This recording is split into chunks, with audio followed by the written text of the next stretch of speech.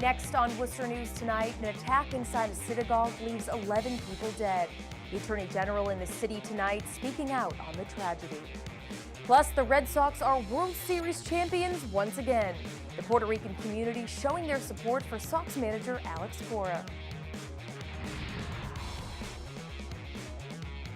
Good evening and thanks for joining us. I'm Anna Botari. More on those stories in a moment, but first we begin in Worcester, where police tell us a suspicious package has been discovered at a church. Police blocking off access to Holden Street tonight as officers search the area.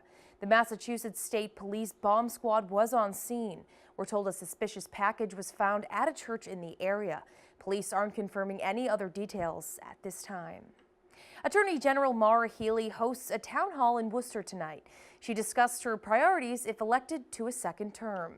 This is one of a number of town halls the AG has held in the last couple of years. Healy says she hears a lot of concern about the opioid crisis and substance use disorder, which are two of her top priorities as Attorney General. A lot of folks here in the Worcester area, in the greater Worcester area, share the concern that, all of us have family members who, one way or another, are dealing with real issues of behavioral health or substance use disorder. So it must be the top priority for my office, but for office holders around the state. Healy also spoke out on the deadly shooting in Pennsylvania, where a gunman opened fire in a synagogue, killing 11 people. She says we need leaders in this country who will support American values instead of tearing each other apart. Leaders in government across the state, local, and certainly the federal level need to do everything we can to stamp out and fight discrimination and bigotry, but to also stand strong for basic American values, where we're really supposed to be a country that's about equal treatment under the law and just respecting the dignity and the worth of each person. The shooting also hitting home for the Jewish community in Worcester. Now local Worcester organizations are focusing on community and love. Our Rosalind Flaherty has the story. Worcester's Jewish community is grieving the loss of 11 people killed by a gunman who opened fire in a synagogue in Pennsylvania. I just knew I needed time to process it. So it just feels very surreal even now. Authorities say 46-year-old Robert Bowers used a semi-automatic assault-style weapon to kill 11 people and injure 6 others during a service on Saturday. The tragedy is being called a hate crime because investigators say Bowers made anti-Semitic statements on social media before the shooting. Just tremendous grief for where our country is at and the hate that is running through some people. Valerie Cohen is a rabbi at Temple Emmanuel Sinai in Worcester. She says they had just finished celebrating a bar mitzvah when they heard the news. This is not the first time. This is not anything new for our country. Whether it's a synagogue or a church or a mosque, this has been happening for too many years. David Mizrahi, owner of Weintraub's Jewish Deli, says he is still in shock. I feel bad, it was awful. They doing this during the Saturday morning service. Rabbi Cohen says they already focused a lot of attention on security measures, but this incident does make them think. Do I feel safe? Yes, because of what happens here. Am I going to be more diligent and more observant? Absolutely. She says around 500 people from all different faiths came to a service Sunday night to show support for the victims, saying love is the message they need to send. Love is a better weapon and a bigger weapon than anything that somebody who is crazy might carry. Rosalind Flaherty, Worcester News Tonight. Results from this year's Greater Worcester Community Health Assessment are out, and the report's strengths and weaknesses were laid out today in a presentation at the Worcester Senior Center. Director of Public Health Karen Clark says the findings identify priority populations, including vulnerable children and families, youth and adolescents, and immigrants. They also found issues carried over from previous assessments, which are priorities. These areas include mental health, substance use, access to affordable housing, food, and transportation. The Division of Public Health, Fallon Health, and UMass Memorial Healthcare complete the community health assessment through gathering data in various ways, like community conversations and surveys. And we work to identify what are priority conditions and also priority populations that we want to then turn into a community health improvement plan. The next step now is to work with Healthy Greater Worcester to continue to have conversations and figure out how to prioritize the information they've received. Red Sox are World Series champions. Chris Sale closing out the game with an appearance in the 9th inning after a game that saw the Red Sox firing on all cylinders at the plate, on the mound, and in the fields. After hoisting the trophy for the first time as manager, Red Sox skipper Alex Cora made a special request. As the first Puerto Rican manager to win a World Series, Cora asked Red Sox ownership to take the trophy to the island. A year after Puerto Rico was devastated by Hurricane Maria, fans say they want to see it happen. Our Cam Jandro joins us now live with more. Cam?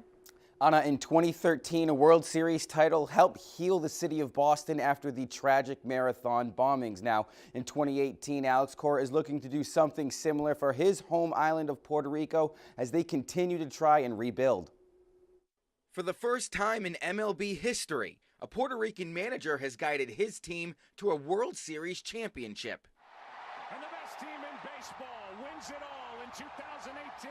Former Red Sox utility man Alex Cora capped off his historic first year as manager with the Commissioner's Trophy. Worcester's Puerto Rican community is thrilled to see one of their own reach the top. We happen to win a year after Maria hit Puerto Rico. It's going to be a booster for the morale of our Puerto Rican community. Employees at the multicultural nonprofit Centro have followed Cora and the Red Sox throughout the year. Delio Fernandez was wearing his team gear on Monday. He says the victory is a ray of light for those impacted by Hurricanes Maria and Irma. Forget about those issues for a second and actually, smile and go on and knowing that, life still has all the things for them. Three-time boxing world champion Jose Rivera also celebrating the victory. A lifelong Sox fan, Rivera's grandfather was from Caguas, Puerto Rico, the hometown of Alex Cora. For him, I know he is very memorable, that Alex Cora from Caguas, the same part of the island he's from, got to win another World Series for the Red Sox. Rivera says this was arguably the greatest Red Sox team ever put together. And to be able to not only have the best record in baseball, but to ever, dominate in the playoffs, because we only lost 3 games. Cora wants to take the trophy to Puerto Rico. Fans at Centro say they want the same. It's an opportunity for them to be motivated that they also could do it someday. Here it is. Now here's a gift. How about if we smile and if we feel the pride for one day to have that trophy in Puerto Rico? That's going to be awesome. Now, while negotiating his contract, Cora asked the Red Sox to provide a plane full of resources for his hometown of Caguas, and now he'll go to Puerto Rico with some hardware. Anna? Thanks, Cam. Well, another championship here in New England means yet another championship t-shirt to add to the collection. Fans stopped at Dick's Sporting Goods in Millbury today to buy the new gear. Our Brittany Schaefer was there and has more. After a historic 108 regular season wins, the Red Sox lived up to their motto and did damage in the World Series. For Mike Marino, the best part of celebrating the Sox win was being back in Massachusetts. We grew up in Worcester and we moved to the West, and we're still Red Sox fans. We drove here for a wedding and to watch the Red Sox win the World Series on TV. And Marino didn't take just any old car. He drove his limo 18 hours to Worcester. Monday, he bought more than $700 worth of 2018 championship merchandise. A baseball bat, the flags, sweatshirts, long sleeve t-shirts, hats, everything to take back to Iowa because we don't have Dick's selling it in Iowa. Marino wasn't alone. Hundreds were at Dick's Sporting Goods in Millbury representing their World Series champions. I got a shirt. They're the best team in history, pretty much. I have a flag and some hats to take to Aruba with me when I go in December for some of my friends there, since Alexander Bogarts is Arubian. The store opened right after the win. Community marketing manager Matt Cataccio says it's been busy throughout the day. Last night we did have people lined up in front of our stores to get that product. We're just lucky to be a part of that. Boston fans are amazing, so it's just great to be a resource for them to come get their championship gear. Fans say the team deserved this World Series title and are looking for a repeat next year. Go Sox for 2019. It's 3 years ahead of its time with a young team. So watch out for us again next year. Moreno says his last stop in central Massachusetts was picking up World Series gear. After speaking with me, he's headed back to Iowa, where he says he can't wait to represent the Red Sox. Brittany Schaefer, Worcester News Tonight. For those of you not heading out of state, the parade will be held in Boston Wednesday, starting at Fenway Park at 11 a.m. Well, switching gears now, the College of the Holy Cross is investigating what the school is calling an incident of anti-LGBTQ violence on campus. The school says a student was assaulted early Saturday morning. An investigation is ongoing. And in a statement, the college says, unfortunately, we are living in a time of increasing intolerance, hate, and bias, as we've seen in distressing events across our country in just the past week. A vigil is planned for Tuesday on campus. It took a few days, but the National Weather Service confirms a tornado touched down in Worcester County last week. We first reported last week a microburst hit Hubbardston and Hardwick. Days later, the National Weather Service says tornadoes were actually to blame for the damage in those towns. An EF0 tornado touched down around 4:30 p.m. in Hubbardston last Tuesday with winds from 70 to 80 miles per hour. Early voting is underway in central Massachusetts, and as of this afternoon, more than 5,700 Worcester residents have already voted. It started last Monday and runs through this Friday. This is the second state election where early voting has been an option. The first was the 2016 presidential election. Worcester's election commissioner says they recommend everyone to get out early to vote if possible. I think it's convenient. Just only takes a few minutes, and you can just get out of the way, so you don't have to wait for November 6th. We're expecting large turnouts on November 6th, so go out to vote early. Election Day is next Tuesday, November 6th.